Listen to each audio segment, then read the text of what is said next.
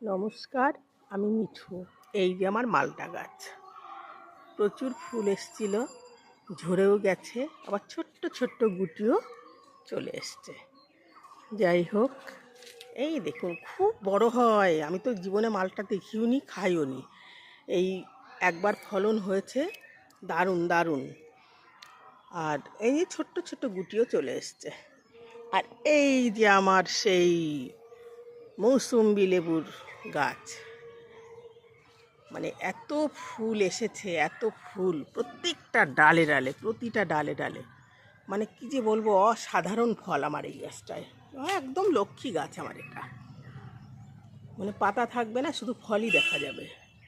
আর খুব সুন্দর সুস্বাদু, এত ভালো লাগে। এই যে দুই একটা গুটিও চলে এসছে। প্রচুর ফুল, প্রচুর।